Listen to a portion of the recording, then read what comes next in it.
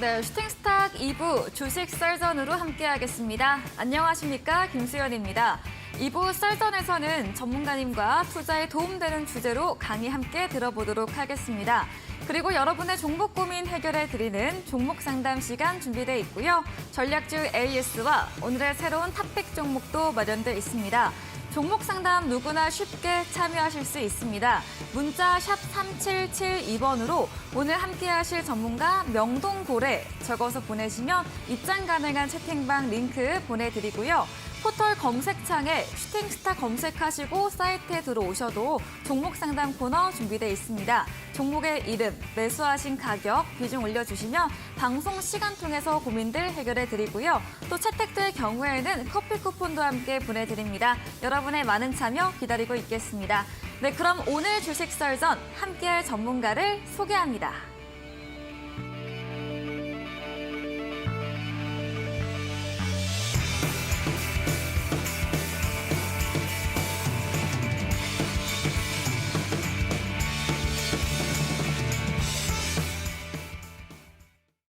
네, 금요일 주식 썰전 명동고래 전문가님과 함께합니다. 전문가님 어서 오세요. 네, 안녕하십니까? 네, 반갑습니다. 네, 반갑습니다. 네, 그럼 오늘 썰전 주제부터 확인해 보겠습니다. 네, 오늘의 썰전 주제입니다. 대패닉 위기 후 반드시 탄생하는 신기술 혁명주에 대해서 알려주신다고 합니다. 네, 썰전 주제 확인해 보고 왔습니다. 신기술 혁명주 어떤 게일지 궁금한데요. 한번 바로 들어보도록 하겠습니다. 네, 이게 신기술에 대한 혁명주를 오늘 말씀드릴 건데요. 네. 보통 우리가 이제 3년 이상의 긴 시간, 뭐 10년, 20년까지도 가지만 이렇게 긴 시간 동안에 수십 배씩 주가가 오르는 것을 메가트렌드 주도주라고 하는데요. 네. 메가트렌드 주도주의 첫 번째 시간에서는 우리가 기후재앙에 관련되는 어떤 섹터들이 여기에 해당된다 이렇게 말씀드렸고 오늘 말씀드릴 것은 이런 메가트렌드의 대주도주가 신기술 혁명주에서 나온다는 것입니다. 근데 이 신기술 혁명주는 항상 보면은 어떤 상황을 가져오느냐 하면은 네. 이게 어떤 그 위기가 네. 큰 위기가 한번 닥치고 난 다음에 꼭 나타나요. 오. 이 신기술 혁명주가. 예. 그래서 대위기 후에는 반드시 신기술 혁명주가 등장한다는 겁니다. 그러니까 사실은 우리가 금융위기라든가 어쨌든 큰 문제 때문에 경제가 그다음에 증권시장이 대폭락의 패닉을 경험하면은 우리가 주식시장의 공포에 질려서 주식시장을 떠나버리거든요. 혹은 뭐 가격이 어떻게 됐든 다 던지고 도망가고자 싶은 심리가 생깁니다. 그런데 그 대위기가 있을 때는 그 다음에 우리 증권시장 역사를 보면 반드시 신기술 혁명주가 등장했다는 거예요. 네. 그래서 수십 배씩 올라가는 종목들이 많이 출현했다는 것입니다. 그러면 왜 이 패닉 대위기가 온다 하면은 신기술 혁명주가 등장하는가를 우리가 원인을 한번 생각해 볼 필요가 있을 것 같아요.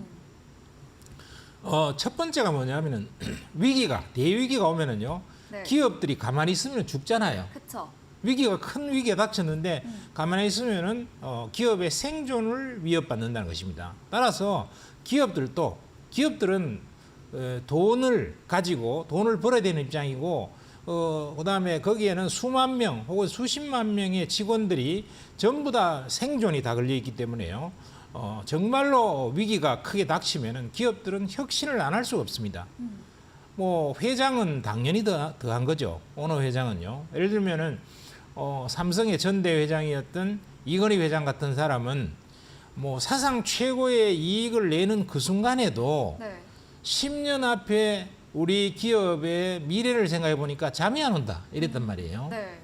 그 정도로 이제 위기에 대해서 생각을 많이 한다는 것입니다.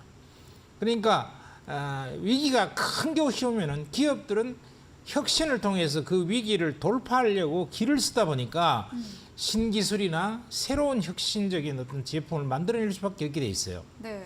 그다음 두 번째는 큰 위기가 덮치면은요, 국가도 가만히 있을 수가 없습니다. 국가도 나라의 전망이 걸리기 때문에 역시 비상한 전략과 비상한 플랜을 세울 수밖에 없다. 왜냐하면 안 세우면 어떻게 될까? 안 세우면 잘려서 다음 선거에서는 공천을 못 받거나 혹은 또 다음 선거에서 대통령이 될 수가 없는 거죠. 네. 총선에 실패하는 거죠. 그리고 세 번째는요. 위기 극복을 위한 산학연의 협력이 있다. 큰 위기가 닥치게 되면 그걸 극복하기 위해서 산업계나 또 대학이라든가 이런 데가 전부 다 연대를 해서 네. 이것을 갖다 극복하려고 하는 이런 조직적인 공통된 그런 노력이 투입이 된다는 것입니다. 그러기 때문에 대위기후에는 반드시는 놀라운 신기술 혁명이 등장하게 돼 있다는 거죠. 자, 그러면은 대위기후의 메가트렌드 신기술 혁명주의 등장을 우리가 한번 연대별로 네. 잘라서 사례를 들어서 한번 살펴보도록 하겠습니다. 네. 자, 첫 번째가 1997년 외환위기. 여러분들 지금 기억하시는 분도 있고 기억 못하시는 젊은 분도 있을지 모르겠습니다만은 외환위기를 대부분 다 알고 계시죠. 이때 상황이 어땠는가 우리가 살펴보면은 가혹한 기업 구조조정이 있었어요. 은행도 뭐 수십 개가 망해갖고 없애버리고요. 그쵸. 증권사도 많이 망했습니다. 그리고 우리나라 뭐 20대 재벌 기업들도 망해갖고 흩어지고 뭐 이렇게 되면서 가혹한 구조조정이 일어났습니다. 그러니까 구조조정을 해서 이제 기업들을 많이 통폐합하고 줄여버리고 나니까 이제 어느 정도 이제 자르는 건 잘라냈는데 그다음에 돈을 또 새로 벌어야 될 거 아니에요. 그러니까 신성장 동력을 발굴을 하기 위해서 그 당시 정부가 했던 것이 바로 벤처기업을 육성해야 되겠다. 그리고 또 벤처기업 중에서 그 당시에 시장에서 가장 좋은 기술이 하나가 바로 인터넷 기술이기 때문에 네. 인터넷 산업을 육성해야 되겠다. 이래서 이런 벤처기업 육성책으로서 우리나라의 코스닥이라는 것이 이제 시작이 됐어요. 그리고 또 인터넷 기업들이 그 당시에 이제 정부의 육성 정책에서 굉장히 발전할 수가 있었죠. 그래서 그 당시에 대표적인 종목을 보면은 이 새로운 기술 같은 거는 100배 이상 올랐거든요. 한 2, 3년 동안 3년 만에 한 100배 이상 올랐는데 결국은 이 1997년에 그 외환위기라고 하는 엄청난 위기가 닥치니까 네. 이 위기를 극복하려고 국가나 기업들이 살아날 방책을 찾기 위해서 벤처기업을 육성책을 만들고 또 벤처기업을 설립을 하고 그다음에 그 가운데서 특히나 인터넷이 그 당시에 시대의 대세였기 때문에 그쪽으로 새로운 기업들이 탄생하고 성장해서 주가도 크게 올랐다는 것입니다. 그러니까 우리 앵커님도 그때 새로운 기술을 딱 사놨더라면 100배를 딱 먹는 거죠. 아, 저때 저는 그럼 1,000만 원을 딱 갖고 투자를 했으면 바로 10억이 딱 되는 거 아니겠습니까? 네. 물론 학생이라서 이제 돈이 없었을 수 있겠죠. 네. 자, 그다음에 이제 네. 두 번째 이제 우리가 생각해 볼 수 있는 것이 바로 97년에 외환위기 끝나고 나서 또 2000년에 또 위기가 닥쳤어요. 무슨 위기가 닥쳤냐? 네. 그 당시에는 이 2000년이라는 것은 이제 천년이라고 하는 시간이 탁 바뀌는 해죠. 네. 1999년에서 2000년 이러면은 갑자기 1000년대에서 2000년대로 점핑을 한단 말이죠. 그래서 그 당시에 어떤 생각들을 다 하고 있었냐면 이제 큰일 났다고 생각했어요. 왜냐하면은 모든 전 세계의 금융권의 인터넷망이나 이런 것들이 전부 다 1900년도의 기준으로 다 만들어져 있어요. 근데 그게 갑자기 2000년대로 점핑을 딱 해버리니까 이게 인터넷이 아마 컴퓨터망이 붕괴돼 버릴 거다는 공포심이 엄청나게 퍼졌습니다. 네. 그래서 인터넷망이나 이 컴퓨터망이 다 붕괴된다 그러면 어떤 일이 벌어지겠습니까? 무슨 일이 벌어질지 오는 거예요. 은행 같은 경우에 인터넷이 다 접속이 안 되고 이러면 그 뭐 은행에서 돈을 얼마나 내가 이금해놨지 이것이 다 없어지면 어떡하냐. 이런 공포심 때문에 굉장한 공포심을 가졌고요. 이 공포심 때문에 또 인터넷망이 그렇게 붕괴되지 않도록 여러 가지 보안이라든가 인터넷에 대한 그 여러 가지 장비에 대한 뭐 이런 것들 수리하는 거, 그다음에 또 소프트웨어 알고리즘에 대한 점검 이런 것들을 전 세계적으로 어마어마하게 노력을 기울였어요. 그래서 그 위기를 이제 극복을 2000년에 했습니다. 했는데 그때 어쨌든 이 닷컴 버블 그러고 나서 이제 뭐가 생겼냐면 닷컴 버블이 생겼죠. 네. 그 전에 벌써 인터넷 관련주들은 엄청나게 튀었다가 이것들이 대폭락을 내버렸습니다. 인터넷 관련주들이. 그러면서 이제 부도도 많이 나고 이러다 보니까 이 닷컴 버블에서 미국의 나스닥 같은 것도 뭐 5분의 1 토막이 나버렸거든요. 우리나라 뭐 코스닥 같은 것도 거의 뭐 7, 80% 이상 80% 정도가 빠져버렸어요. 5분의 1 토막 이하로 빠졌고 종목들은 뭐 10분의 1 토막 된 것이 대부분 수두룩하게 나왔었는데 이 대폭락을 딛고 그다음에 이제 온라인 플랫폼 기업들이 탄생을 한 거예요. 네. 이걸 이제 극복하려고. 이런 위기가 인터넷에 대한 모든 이런 엄청난 인터넷 닷컴 버블에 대한 위기가 터지니까 그걸 극복해서 뭔가 지속적으로 돈 되는 것을 산업을 찾아내야 되겠다라고 생각한 것이 바로 플랫폼이라는 것입니다. 네. 그래서 그 뒤로 플랫폼 기업들이 어마어마하게 올랐죠. 예를 들어 보면 이제 대표적인 것이 뭐냐 하면은 아마존 같은 거. 이런 것들 뭐 완전 바닥에서는 3,000배나 올랐거든요. 네. 그다음에 알리바바 같은 거. 이것도 손정희가 투자했던 것에 약 3,000배를 돈을 벌었어요. 그래서 뭐 1,000배에서 3,000배 이렇게 돈을 벌 수가 있었고 네이버만 하더라도 그 당시에 정자까지 다 포함하면은 약 100배 정도 수익을 냈습니다. 그러니까 또 이제 앵커님이 이때 또 2000년도에 또 돈이 1,000만 원만 있었더라면 네. 그러니까 잘 투자를 했더라면 아쉽네요. 위기 다음에 이런 네. 뭔가가 혁명주가 나오는데 그게 뭘까 이걸 잘 찾아냈더라면은 또 100배를 벌 수가 있었다. 그러면은 아까 이제 97년에 한번 100배 벌고 네. 여기서 또 100배를 벌면 어떻게 네. 되겠습니까? 지금 여기 없겠죠. 없을 것 같아요. 네. 그다음에 이제 또 이제 네. 2008년의 금융위기. 음. 요거는 우리 앵커님이 잘 아실 것 같아요. 그죠? 2008년에 금융위기가 와서 네. 뭐 100년 만에 자본주의 역사상 최대 위기가 왔다. 이렇게 떠들고 미국에서는 뭐 금융기관들이 뭐 미국 최고의 그 보험회사도 이제 망해버리고 금융기관들이 전부 다 이제 파산 직전에 가고 난리가 났습니다. 네. 우리나라는 이제 97년에 IMF의 외환위기를 한번 겪었기 때문에 그게 이제 학습 효과가 딱 생겨서 우리나라는 금융의 위기가 없었어요. 별로. 별로 없었고 미국에서 난리가 났습니다. 그런데 어쨌든 주가는 많이 빠졌죠. 주가는 거의 이제 반토막 이하로 빠졌어요. 한 60%까지 왕창 빠져서 뭐 천문학적으로 더 빠질 거다. 이렇게 이제 했는데 2100포인트에서 뭐 890포인트까지 빠졌으니까 엄청나잖아요. 그래서 굉장한 대폭락이 있었습니다. 그때. 그런데 이 폭락이 있고 나서 어떤 일이 발생했느냐 하면은 이 폭락을 갖다가 이제 극복하기 위해서 미국에서 천문학적인 돈을 투입했어요. 네. 천문학적인 양적 완화. 그래서 통화 증발 현상이 엄청나게 발생했습니다. 그래서 통화가 너무나 급증을 해서 이게 달러의 가치가 없는 거 아니냐. 이러면서 이제 굉장히 이제 전 세계적으로 얘기가 됐죠.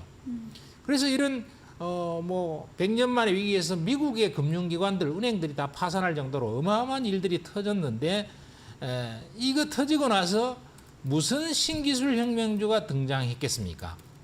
두 가지 어마어마한 신기술 혁명주가 등장을 했거든요.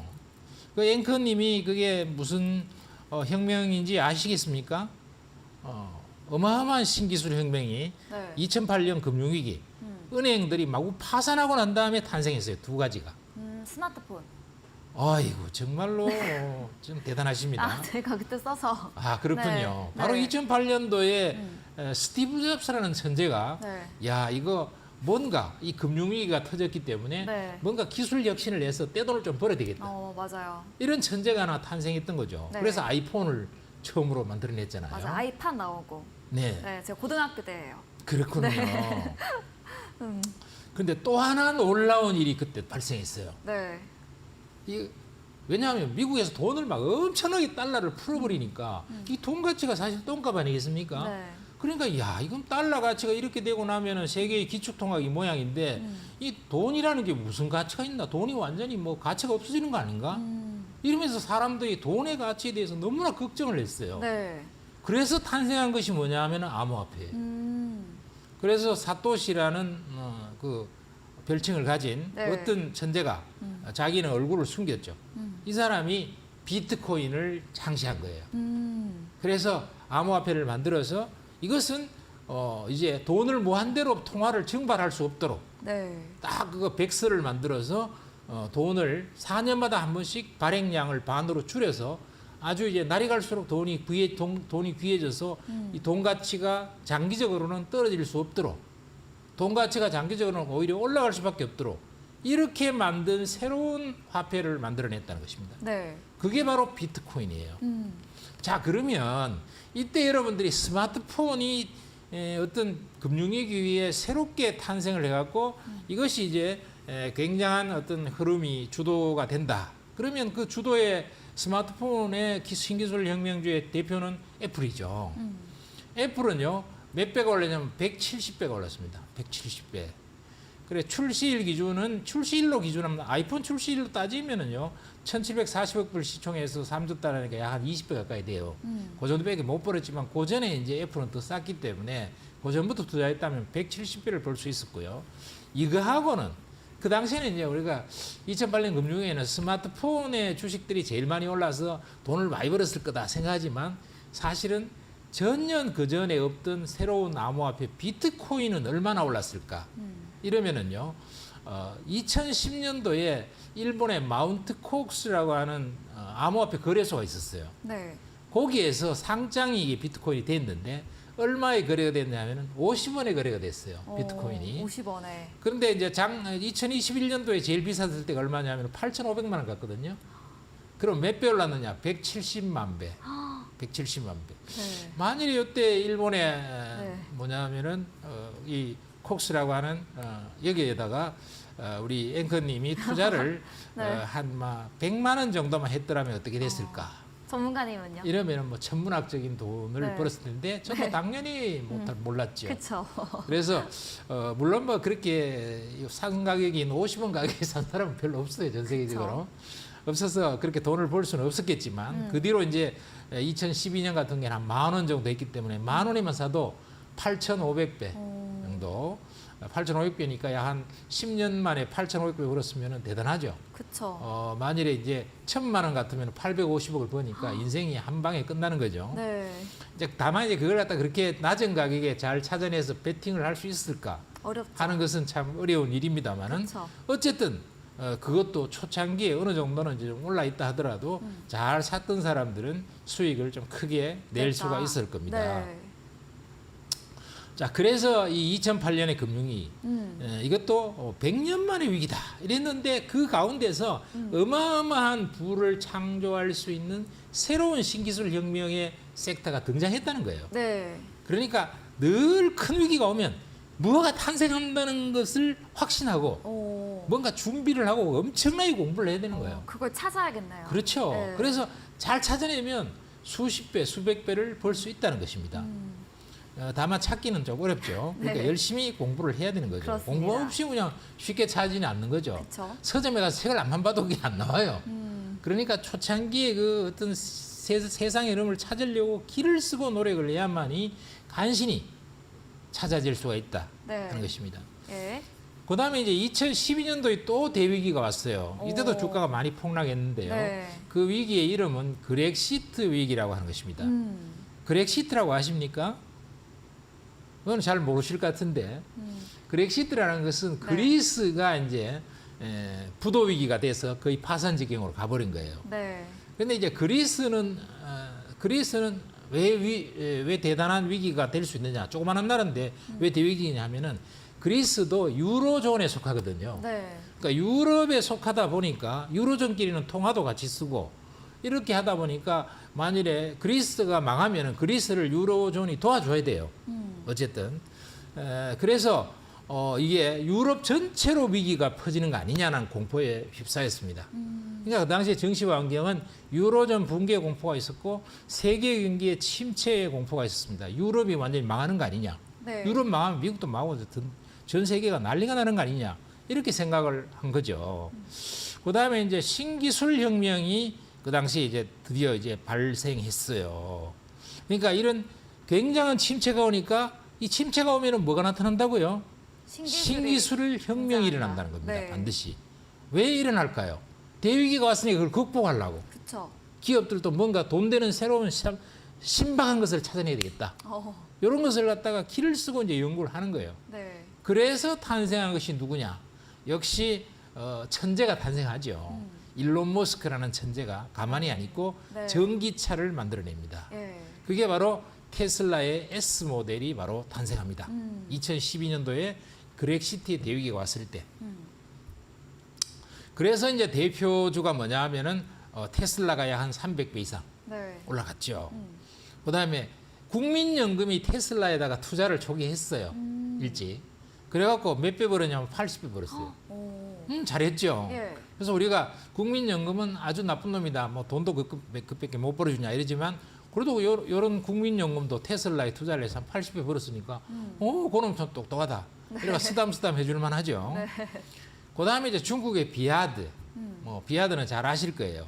중국에서 제1의 전기차다 이러는데 이게 이제 워렌 버핏이라는 역시 투자의 대가. 투자의 대가 네. 워렌 버핏이 가만히 안 있죠. 이 현명한 투자가 중국의 전기차의 1등 주식인 비아드에다가 투자를 딱 한 거예요. 베팅을. 그래서 몇 배를 벌었냐 하면은 41배, 41배의 차익을 실현했습니다. 자, 그래서 네. 2012년도에 이런 위기도 극복을 했다 하는 거죠. 그렇죠. 그리고 이제 최근 몇 년 전에는 2020년 네. 드디어 코비드19가 터졌잖아요. 네. 이 코로나 정말 지긋지긋했지 않습니까? 맞아요. 힘들었어요. 그 뭐 마스크를 갖다가 3년 동안 찌고 있으니까 뭐 정말로 못 견디겠더라고요. 네. 그래서 이 고통스러운 위기를 갖다가 겪었는데 사람도 많이 죽었죠. 전 세계적으로 몇백만 그쵸. 명이 죽었는데 이때 코로나 위기 때 정치 환경을 살펴보면은 첫 번째로 세계의 공급망이 붕괴돼 버렸어요. 그러니까 뭐 코로나 때문에 인력이 안 되고 비행기가 못 뜨고 뭐 전부 다 대면 관계가 다 차단되고 이러니까 그쵸. 문제가 뭐가 발생하냐면 인건비가 급증하게 되고 네. 노동력이 부족해지고 그다음에 수출 같은 게 잘 안 되는 거예요. 물동량 이동이 잘 안 되는 거예요. 네. 그래서 해운은 오히려 엄청나게 운임료가 올라갔죠. 이런 그 세상이 왔는데 이런 세상이 오니까 이걸 또 극복해야 되잖아요. 그러면 세계 경제가 일시적으로 침체하고 하니까 이걸 극복하기 위해서 나온 것이 뭐냐? 인공지능하고 로봇이 탄생한 것이죠. 네. 그래서 대위기 뒤에는 반드시 그 위기의 원인이 있고 네. 그 위기의 원인을 극복하기 위한 뭔가의 어떤 기업들의 신기술. 새로운 기술에 대해서 혁명적인 어떤 변화를 초래하고자 하는 노력이 투입된다는 것입니다. 그래서 요거는 아직 시작이지만은 인공지능 같은 경우에는 뭐 솔트럭스 같은 게 1번 났는데 이거는 사실 뒤에 이익이 별로 안 따라줘요. 네. 그러니까 이제 그 정도 난 것을 치워버리고 좀 루넷이 한 10배 정도 났었는데 네. 요거는 앞으로 장기적으로는 굉장히 좋아질 것 같습니다. 최근에 돈 흐름이 벌고. 좋죠. 네. 그렇죠. 그다음에 로봇 같은 것도 레인보우 로보틱스가 음. 한 8배 정도 이렇게 주가가 상승했는데 이거는 뭐 1, 2개 중소기업이 한 것이고 앞으로 아마 대기업이 본격적으로 뛰어들어서 엄청난 성장을 하게 될 것 같다. 이렇게 생각이 됩니다. 네. 자, 그래서 이런 그 신기술 혁명주가 이렇게 항상 대위기 뒤에는 탄생한다. 이런 것들을 우리가 살펴봐야 되겠다 하는 것이고요. 예. 자, 그다음에 이제 마지막으로요. 그러면은 다음 대위기 발생했을 때 신기술 혁명주가 뭘까? 다음 대위기가 이런 안 왔으면 것들이 앞서서 좋겠지만. 네. 자, 그렇죠. 다음 대위기 때 예상되는 신기술 혁명주는 뭘까? 이러면은 첫 번째가 뭐냐? 양자 컴퓨터가 나올 것 같습니다. 다음에 아마 위기가 분명히 올 거예요. 몇 년 내로 와서 그게 뭐 중국이 뭐 무슨 대만을 침공하는 것일 수도 있고 또 그다음에 이번에 코로나를 능가하는 어떤 그런 굉장한 그런 그 전염병이 또 발생할지도 모르고요. 그다음에 또 뭐냐 하면은 뭐 이런 그 더 큰 위기, 뭐 대지진이라든가 네. 아니면은 뭐 기후 위기가 어마어마한 기후 위기가 발생해서 뭐 재난이 벌어진다든가 해서 어떤 큰 위기가 발생할 수 있습니다.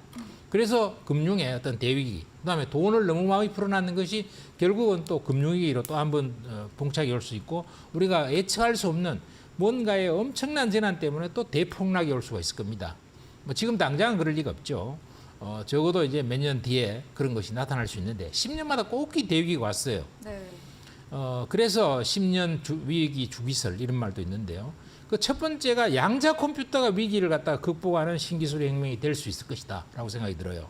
양자 컴퓨터는 어마어마한 컴퓨터 처리량을 갖고 있기 때문에 네. 인공지능이 고도화될 수 있는 수준이죠. 그래, 거기에서 지금 현재 세계에서 제일 잘 나가고 있는 것이 아이온큐라는 회사가 있어요. 네. 한국 사람이 지금 온화가 되고 있는데요. 어, 이것이 아마 엄청난 성장을 할 거다 이렇게 네. 봐지고 그다음에 이제 자율주행차 시대가 이제 본격적으로 열릴 수 있죠. 몇 년 뒤에는. 네. 그래서 위기가 오면은 더 빨리 자율주행차로 완전히 가야 되겠다. 어, 이런 조류가 확 몰아칠 수 있단 말이에요. 네. 그럼 테슬라 같은 경우는 로보택시, 네. 택시를 로봇이 운전하는 개념으로 이렇게 하는 이런 것들이 보편화된다 하는 개념. 그다음 메타버스가 또 새롭게 나타날 수 있어요. 네. 메타 같은 거. 그다음에 신에너지 혁명이 나타날 수 있죠. SMR이라든가 수소에너지가 본격적으로 되어 수 있어가 그쪽에서 뭔가 신기업과 신기술 혁명 기업이 탄생할 가능성이 높습니다. 네.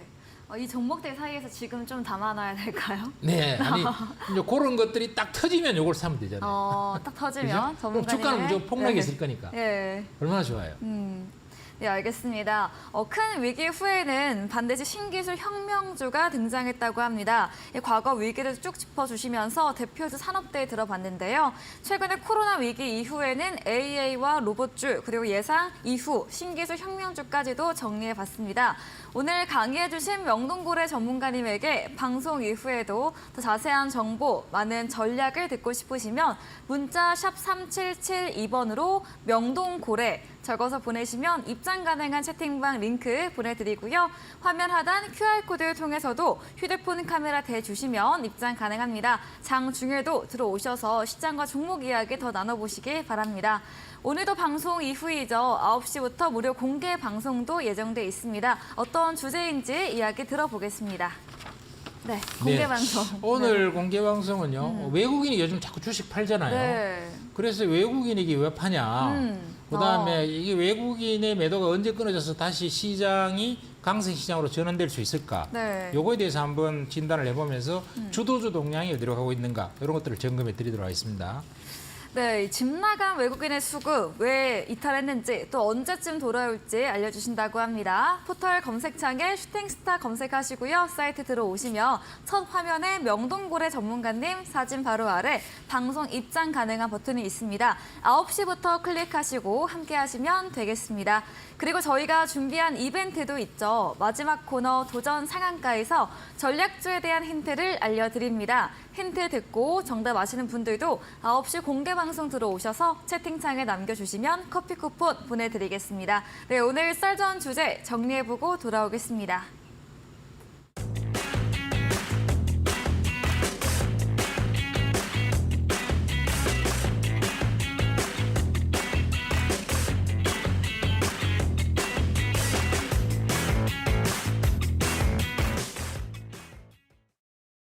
네, 여러분의 종목 고민 해결해드리는 종목 상담 시간입니다. 바로 첫 번째로 올라온 종목부터 열어보도록 하겠습니다.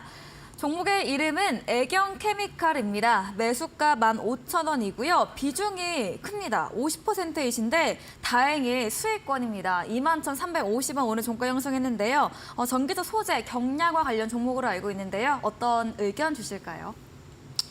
네. 애경 케미칼은 뭐 기본적으로 참 좋은 회사예요. 네. 시총은 한 1조 정도 이렇게 되는데 뭐 계면활성제나 합성수지 같은 이런 네. 제품들을 만드는 애경그룹의 회사인데요. 뭐 실적도 좋습니다. 2조 1,000억 정도의 매출에다가 영업이익 950억, 순이익도 한 590억 이렇게 되고 1분기 실적도 괜찮은 편인데 다만 이 주식이 오른 것이 이렇게 뭐 화학 부분이 좋아서 많이 오른 것은 아니고 국내 최초의 배터리 응급 소재 개발을 했다. 그래서 재료발로 확 올랐거든요. 재료발 올랐고 그 재료에 대한 실적 부분에 대한 그 증가 부분은 그렇게 크지가 않아요. 그렇기 때문에 주가 상승에 어느 정도는 오른 것이 당연하고 이렇지만은 상승의 한계가 좀 있다. 왜냐하면 국내 최초의 배터리 응급 소재를 개발했다 할지라도 그것이 실적으로 전환하는 크게 되고 있지 않기 때문에 제한적 수준의 상승이다 이렇게 보는 게 맞다는 것이죠. 네. 그렇게 본다면은 이번에 최고점이 27,800원인데요. 그까지 좀 바라보는 것은 조금 무리라고 봐지고 네. 24,500원대 정도의 반등에서 정리하는 게 좋겠다 이렇게 말씀을 드리겠습니다. 네, 알겠습니다. 애경케미칼 뉴스로 올랐으나 상승에는 한계가 있다 의견 주시면서 24,500원 선에서 정리해보는 의견 남겨드렸습니다. 다음 종목입니다. 종목의 이름은 한창이고요. 매수가 900원, 비중은 20%입니다. 매수하신 가격이 최근 4월경 같은데요. 오늘은 강세지만 손실 구간에 있습니다. 어떤 전략 주실까요? 네, 이 한창이라는 주식은 네. 시총이 540밖에 안 되고 굉장히 작은 회사인데요. 좀 소화기 실린다. 이렇게 뭐 우리가 불났을 때 이렇게 끄는 거 있잖아요. 그걸 이제 대기업에 납품을 좀 하고 부동산 관련도 조금 하고 이러는데 기본적으로 회사는 별로 좋은 회사가 아니에요. 네. 그래서 뭐 매출액가 한 890억인데 적자를 좀 내고 있다 하는 것이고 1분기도 실적이 안 좋죠. 1분기도 실적이 적자고요. 그래서 크게 보면은 무슨 뭐 회사가 좋아야 될 이유가 없습니다. 그런데 이 주식을 이제 사신 것을 보니까 900원대 정도 이렇게 사셨는데 굉장히 비싼 가격대 여기에서 아마 대충 사신 것 같은데요. 이게 차트 모양이 이쁘다. 요래서 딱 사신 것 같아요. 차트 모양이 장기동 평균선도 딱 골파에 그래서 꼭 갈 것처럼 딱 보이거든요. 네. 그때 딱 샀는데 주가가 그 뒤로부터 쪼르륵 빠져갖고 지금까지 빠진 거예요. 그런데 이런 주식들은 작전주 성격인데요. 차트 모양 이쁜 것도 전부 이제 사기야. 그래서 차트 모양만 보고 투자해서는 절대로 안 된다는 것입니다. 네. 그래서 기업이 얼마나 좋은지, 그다음에 시장의 주도주 흐름에 맞는지 이런 거를 잘 살펴서 투자하시는 게 좋겠고 이런 것들은 이제 너무 과도하게 빠지니까 반등이 좀 나오는데 크게 기대할 거는 별로 없다 생각됩니다. 네. 반등을 좀 이용해서 적당히 정리하는 게 좋겠다 이렇게 생각이 되네요. 네, 한창 반등을 이용해서 정리해보는 의견 남겨드렸습니다. 종목 상담은 여기까지 진행해 보겠습니다. 더 원하시는 분들은 문자 샵 3772번으로 명동고래 적어서 보내시면 입장 가능한 채팅방 링크 보내드리고요. 포털 검색창에 슈팅스타 검색하시고 사이트 들어오셔도 종목 상담 코너 준비되어 있습니다. 종목의 이름, 매수하신 가격, 비중 올려주시면 방송 시간 통해서 여러분들의 고민 해결해 드리겠습니다. 저희는 포트폴리오 AS 시간으로 돌아오겠습니다.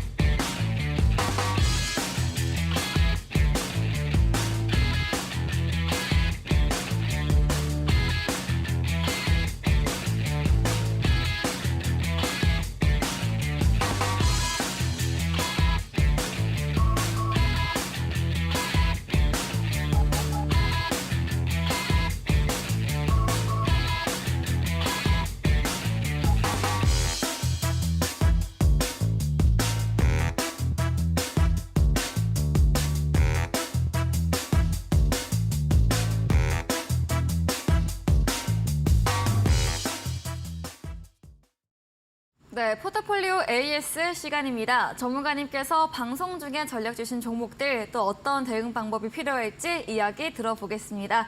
첫 번째 종목입니다. 지난 3월 27일에 매수했던 반도체 관련주 칩센 미디어입니다. 삼성전자 투자 부분과 함께 실적 좋은 회사로 장기 보유 의견 드렸고요. 또 조정 시에는 분할 매수도 가능하다 전략 주셨거든요. 어떤 의견 추가로 주실까요? 네, 그게 종목이 뭐였죠? 칩센 미디어요. 칩셋 미디어였죠. 네. 자, 칩셋 미디어가 네. 상당히 좋은 회사예요, 기본적으로. 네. 이 칩셋 미디어는 이 시스템 반도체 네. 이쪽 기업이기 때문에요. 기본적으로 참 좋아지는 회사인데 특히 고해상도의 이런 그 화면이 영상 화면이 잘 나오도록 하는 그런 것이고 삼성전자의 300조 시스템 반도체 투자 여기에 수혜 종목 중에 하나죠. 그래서 이거는 제가 그때도 절대로 팔지 말고 네. 좀 길게 가져가셔도 된다 이렇게 말씀을 드렸습니다. 앞으로 이제 삼성전자의 시스템 반도체 육성은 10년에 걸쳐서 300조를 투자하면서 계속될 일이기 때문에 굉장히 앞으로 장기 흐름에 좋다. 이렇게 말씀드렸고 네. 수익도 상당히 많이 냅니다. 네. 그래서 실적도 짭짤하게 내고 시총도 별로 안 커요. 그렇기 때문에 계속 보유 전략으로 가져가시는 게 좋겠다 이렇게 말씀을 드리겠습니다. 네, 칩셋 미디어에 대해서 계속해서 보유하는 전략 드렸습니다. 다음 종목 넘어가 보겠습니다. 지난 4월 17일에 매수했던 하나기술 2차 전지 장비 종목인데요. 지난주 AS 때 전문가님께서 91,000원 전고점 무조건 간다고 네. 말해주셨는데 수요일 날 종가 기준으로도 달성을 했습니다. 이 수주 모멘텀 있었는데요. 하나기술도 어떻게 볼 수 있을까요? 네. 요거는 내가 자신 있게 네, 맞아요. 했는데 지난주에 딱, 네. 날라갔죠. 날라갔고요.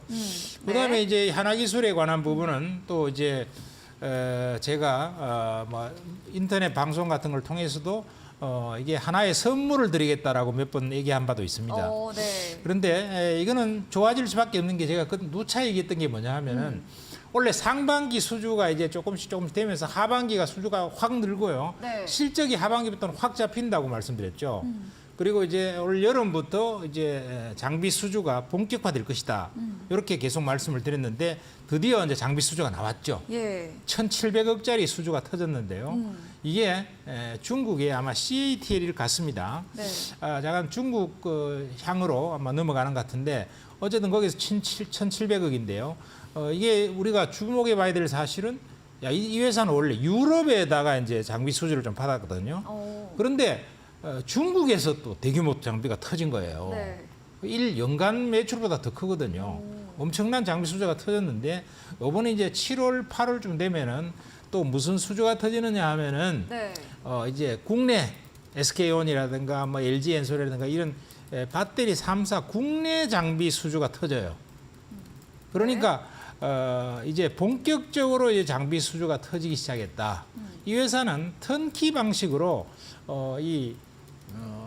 네. 2차 전지에 각 공정별 그걸 갖다가 턴키 베이스로 다 할 수 있는 아주 기술이 탁월한 회사입니다. 네. 그러다 보니까 장비 수주 금액도 꽤 클 수 있다 하는 것이고 거기에 더해서 전고체용 황화물계 소재 같은 것도 생산하는 이런 기업이기 때문에 앞으로 여러분들이 장기 투자에서도 딱 좋을 주식이다. 그러네요. 이렇게 말씀드리겠고요. 네.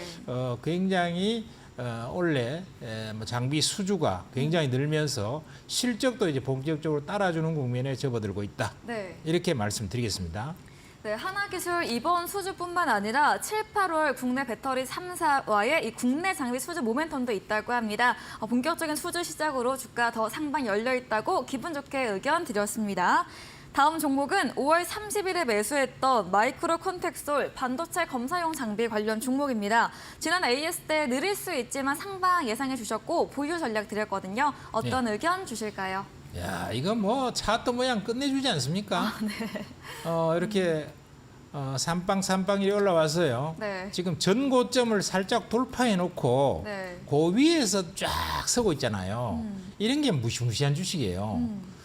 전번에 한번 이제 원래 4월 달에 거래량이 한번 터졌을 때 요때 한번 대량 거래가 최대 거래가 터지고 나서 주가를 한번 빼갔고요. 요 뺀 것은 뭐냐면은 개미 털기 작업이죠. 네. 개미들 다 털어버려갖고 못 따라오도록 흔들하고 다 떨어뜨리고요. 그다음에 새로이 시세를 쫙 내서 고점을 돌파해 놓고 주가가 서고 있는데 거래가 하나도 안 나와요. 이게 매집이죠. 매집인 것이고 여기에서 시세가 난다면 크게 날 수 있다 이렇게 볼 수 있겠는데요. 팔 필요가 따라서 전혀 없죠. 그러면은 이 내용을 보면 어떠냐 하면은 반도체 검사용 IC 소켓 회사입니다. 이 반도체 검사용 IC 소켓은요. 이 테스트를 갖다가 하기 위해서 계속 그 소모품으로 엄청나게 써야 돼요. 그러니까 이게 뭐 한 번 쓰면 끝나는 게 아니고 계속 물량을 공급해 줘야 돼요. 그래서 꾸준히 이제 반도체가 한번 성장 사이클로 딱 접어들면은 이제 돈을 잘 벌기 시작해요. 근데 지금 우리나라의 반도체 산업이라든가 뭐 이런 것 전 세계적인 반도체 산업 자체가 어떠냐 하면은 본격적인 이제 성장 기조로 접어들고 있죠. 네. 완전 대바닥을 찍고 이제는 본격적으로 성장이 막 시작되려고 하는 초기 국면에 진입하고 있는 거예요. 그러니까 이제 앞으로는 보면은 뭐 인공지능 반도체라든가 그다음에 무슨 차량용 반도체라든가 이런 것들이 이제 계속 이제 많이 소요가 될 거거든요. 네. 그러니까 그걸 갖다 검사하기 위해서 또 검사용 IC 소켓이 굉장히 많이 들어가야 되는 거예요. 그래서 이 회사는 국산화도 굉장히 비율을 높였고요. 수요처도 다변화시켜서 원가 경쟁력을 갖고 있고 재무구조도 우수합니다. 네. 따라서 이런 기업 같은 경우에는 반도체 성장 사이클의 초기 국면에 접어들기 때문에 팔 필요가 전혀 없죠. 네. 주가도 좀 오르기는 꽤 올랐습니다만은 뭐 이 정도 오른 것은 아직 출발이다 봐집니다. 네. 계속 보유 전략으로 가져가셔도 무리가 없을 것 같아요. 네, 반도체 업황 개선되면 본격적으로 주가 오를 것으로 전망해 드렸습니다. 다음 종목은 6월 5일에 매수했던 에코 프로 BM입니다. 7월 달에 실적 나올 경우 더 상승할 여력이 있다. 의견과 함께 주가 상승을 위한 준비 단계로 봐주셨거든요. 에코 프로 BM 오늘은 반등으로 거래 끝이 냈습니다. 어떤 전략 필요할까요? 네. 에코 프로 BM은요 사실 어떤 것이 좋으냐 하면 그냥 수면제 먹고 자면 돼요. 사놓고 뭐 이건 뭐 보유하면 주식 된다. 살필 필요 별로 없어요. 네. 이 회사가 뭐 혹시 나빠질까, 뭐 실적이 어떻게 될까, 뭐 이러면서 고민을 하는 사람들이 꽤 많은데요. 이거는 고민할 필요 없이 그냥 수면제 먹는 것이 가장 좋은 것이다. 그리고 잠을 좀 푹 자는 게 좋은 거다. 네. 안 보는 게 최고다. 이렇게 네. 생각되고 세월만 가면 시세는 다 나게 돼 있어요. 왜 그렇게 말씀을 자신 있게 드릴 수 있냐면은 세계 양극재 1위 기업이거든요. 그리고 양극재 기술 중에서 가장 높은 하이니켈 중에서도 더 높은 울트라 하이니켈 이쪽에다가 이제 코발트 프리를 하게 되면은 이 원가를 비용을 굉장히 줄일 수 있습니다. 양극재 비용을. 그렇기 때문에 앞으로 돈 버는데 지장이 하나도 없어요. 그래서 에코프로비암은 세월만 가면은 간다. 그럼 요즘에 와서 왜 이렇게 조정 좀 받고 있냐? 이거는 공매도 세력들이 주가를 빼려고 길을 쓰기 때문에 네. 한번 흔든 것이고요. 또 많이 올랐기 때문에 조금 흔들리는 거기 때문에 염려할 바가 전혀 없다. 이렇게 말씀드리겠네요. 네, 에코프로비엔 좀 편안한 마음으로 보유 전략 드렸습니다. 다음 종목입니다. 6월 12일에 매수했던 PNT입니다. 전기차 배터리 관련 종목으로 오늘 3% 강세로 거래 끝이 냈습니다. 지금 PNT는 어떤 의견 또 주실까요? 예, 이 PNT도요. 뭐 저건 그 하나기술과 거의 비슷한 유형으로요. 굉장히 좋은 2차 전지 장비 회사예요. 그래서 이 회사도 원래 아마 하반기, 올 여름 정도부터 시작해서 하반기로 접어들면서 수주 금액이 급격히 증가할 겁니다. 굉장히 탄탄한 기업이고 실적도 좋기 때문에 염려할 필요가 전혀 없다. 수주 받아놓은 것도 꽤 많이 된다. 그런 관점에서 매도할 필요가 전혀 없다고 말씀을 드리면서요. 네. 겁을 내실 필요가 없어요. 조정도 거의 이제 마무리된 느낌이네요. 마무리된 느낌이고 시간만 지나면은 올 여름, 올 가을 정도에는 아마 빛 볼 거다 이렇게 생각이 되네요. 네, PNT 실적 좋고 수주 뒷받침 되기 때문에 홀딩으로 전략 챙겨드렸습니다. 마지막 종목입니다. 6월 19일에 매수했던 진성T EC입니다. 재건 건설기계 관련 종목입니다. 실적 너무나 좋은 회사로 밀림 조정 걱정하지 말자 주셨거든요. 진성T EC도 의견 들어보겠습니다. 네, 뭐 이거 신고가 또 뚫잖아요, 그죠? 고점 팍 뚫어서 양봉이 하나 오늘 아주 짭짤하게 3.8% 양봉이 탁 나왔는데요. 뭐 아마 갖고 계신 분 다 수익이 나셨겠죠.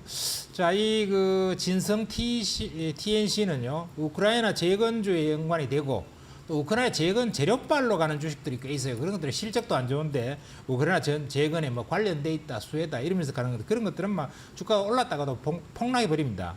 그런데 이런 것들은 실적이 탄탄하게 받쳐요. 우선 기본이 뭐냐면은 건설 중장비의 하부체를 갖다가 만드는 회사거든요. 여러분들이 이제 불도저라든가 이런 것들 보면은 밑에 막 탱커처럼 빙빙 돌아가는 거 있잖아요. 무한궤도라고 하는데 네. 그걸 갖다 이제 만드는 회사예요. 그런데 그거 만든다고 돈 버나 이래 싶지만은 거기에 세계적인 회사들이 캐터필라라든가 두산바켓 같은 회사들이 있는데 이런 회사들이 지금 실적이 너무 좋아서 주가도 잘 올라가고 있거든요. 거기에다가 이제 결국은 중요한 장비 부분을 납품하는 회사이기 때문에 실적이 좋을 수밖에 없어요. 실적이 뭐 지금 퍼가 6배밖에 안 되고요. 실적이 너무 좋아. 네. 그렇기 때문에 계속 보유 전략으로 가져가셔도 되겠다. 이렇게 말씀드리겠고요. 아마 신고가를 계속 치면서 슬금슬금 계속 올라갈 겁니다. 네, 진성태 씨도 보유 전략 남겨드렸습니다. 더 자세한 종목 상담 원하신다면 문자샵 3772번으로 명동고래 적어서 보내시면 입장 가능한 채팅방 링크 보내드리고요. 화면 하단 QR코드 통해서도 입장 가능합니다. 다음 코너 도전 상한가에서는 전략주에 대한 힌트를 알려드립니다. 힌트 듣고 정답 아시는 분들도 9시 공개 방송에 들어오셔서 채팅창에 남겨주시면 커피 쿠폰 보내드리겠습니다. 마지막 코너 도전 상한가로 돌아오겠습니다.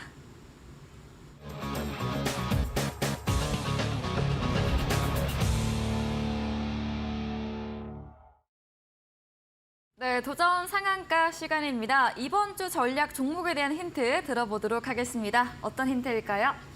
네, 오늘 네. 여러분께 말씀드릴 것은 이 종목이 네. 삼성전자의 네. 시스템 반도체 300조 투자에 굉장히 강한 수혜 종목이라는 것입니다. 반도체 관련주군요. 예. 예. 그래서 이제 반도체 관련주 모처럼 또 가져와 봤는데요. 네. 이 삼성전자의 시스템 반도체 300조 투자에 투자를 하려면 뭐가 필요하냐 했을 때 이 반도체 검사용 소켓이 많이 네. 들어가야 되거든요. 이 소켓 중에서 특히 초기 단계의 연구 개발을 위해서 또 많이 이제 테스트를 해봐야 돼요. 네. 엄청 테스트를 많이 해봐야 되는데 거기에 또 들어가는 소켓 비중이 또 꽤 커요. 그렇기 때문에 이 회사는 삼성전자가 앞으로 테스트를 하기 위한 소켓이 많이 소요되는 데 따라서 실적이 이제 본격적으로 좋아질 수 있는데 삼성전자가 이제 막 투자를 시작하려고 하는 단계란 말이죠. 그러니까 앞으로의 그 주가 상승 여력, 그다음에 앞으로의 이 회사의 실적의 증가가 이제부터 본격적으로 되기 시작하는 완전 초입 국면에 들어가 있다. 이렇게 볼 수가 있어요. 네. 그렇기 때문에 여러분들이 이 주식을 사놓고 이것도 역시 수면제를 먹고 자도 전혀 지장이 없는 그런 기업이다. 이렇게 말씀을 드릴 수가 있겠습니다. 네. 그리고 또 하나의 문제는 뭐냐면은 이 반도체 테스트의 소켓을 자체 개발했다는 거예요. 그러니까 기술력이 탁월하다는 거죠. 자체 개발해서 그걸 브랜드화를 해서 납품을 하는데 이게 전량 수입을 그동안에 해왔었는데 이것들을 갖다가 자체 브랜드로 개발을 해서 납품을 한다. 그러니까 그 기술력을 인정해 줬는데 그 기술력을 얼마나 인정을 잘해 줬는가라고 하는 것이 무엇을 보면 알 수 있냐면은 바로 영업 이익률이에요. 영업 이익률인데 이게 지금부터 한 10년 전에는 영업 이익률이 한 20%대에 머물렀거든요. 그때부터도 기술이 좋았다고 볼 수 있죠. 그런데 시간이 좀 지나가면서 실적이 영업이익률이 어떻게 되냐면 30%대 2013년 가면은 30%대 영업이익률을 하다가 지금은 어떠냐면은 영업이익률이 무려 40%대에 올라가 있다는 것입니다. 네. 굉장히 영업이익률이 높아요. 이렇게 영업이익률은 보통 사실 하청업체가 있으면 영업이익률을 높게 안 줍니다. 왜냐하면 완전히 덤핑을 깎아라 그런 거야. 네가 돈을 많이 버는데 말이야. 내가 그 단가를 갖다 좀 사게 해. 당장 그렇게 나오거든요. 하청기업은. 그런데도 영업이익률을 40% 다 준다는 얘기는 기술력이 탁월하다는 얘기예요. 그리고 재무구조도 엄청나게 좋습니다. 그래서 이 회사가 혹시 부도나지 않을까, 무슨 회사에 나쁜 일이 벌어지지 않을까라고 걱정하실 필요가 전혀 없다. 네. 그리고 앞으로는요, 이게 앞으로 세상이 이 반도체에 관련되는 부분이 굉장히 장기적으로는 필요합니다. 왜냐하면은 이 모바일 수요도 필요하지만은 그보다 더 큰 것이 앞으로 이제 자율주행차가 나오면은 자율주행차에는 엄청난 반도체가 들어가야 되고요. 그다음에 인공지능도 지금은 GPU, 엔비디아의 GPU 시대에서 앞으로는 NPU 시대로 넘어가야 돼요. 네. 그래야지 제대로 된 인공지능이 나오기 때문에 이때도 반도체가 엄청나게 필요해요. 그렇기 때문에 이 회사는 거기에 삼성전자와 더불어서 클 수 있는 아주 좋은 우량 기업이다. 그래서 매수를 하면 좋겠다. 이렇게 말씀을 드리겠습니다. 네, 반도체 관련주 힌트 들어봤습니다. 반도체 소켓 이 자체 개발 기술력 보유하고 있다고 하고요. 영업이익률 큰 폭의 상승세와 함께 본격적인 성장 예상되는 기업이라고 합니다. 전략주에 대한 자세한 대응 방법 알고 싶으시면 문자샵 3772번으로 명동고래 적어서 보내시면 입장 가능한 채팅방 링크 보내드리겠습니다. 10분 후 9시 공개 방송 예정되어 있습니다. 어떤 주제인지 한 번 더 이야기 들어보겠습니다. 네, 오늘은 아까 말씀드린 네. 반도체 새로운 그 시장의 성장과 더불어서 주가도 별로 안 올랐어요, 많이. 푹 빠졌다가 이제 조금 올라오는데 아주 우량한 기업 여기에 대해서 목표가라든가 손절가 이런 것도 말씀을 드리고 매매 전략도 말씀드리면서 그다음에 최근에 외국인들이 자꾸만 팔아제끼는데 이거 이유가 뭔가 이것 때문에 이제 앞으로 뭐 증시가 어떻게 될까 그다음에 주도주는 어떻게 변해갈까 이런 부분에 대해서 말씀을 좀 드리도록 하겠습니다. 네, 오늘 준비한 소식은 여기까지입니다. 본 방송에서 제공해드린 정보는 투자 판단에 대한 조언일 뿐이라는 점 참고해 주시기 바랍니다. 이번 주도 함께해 주신 여러분 진심으로 감사합니다.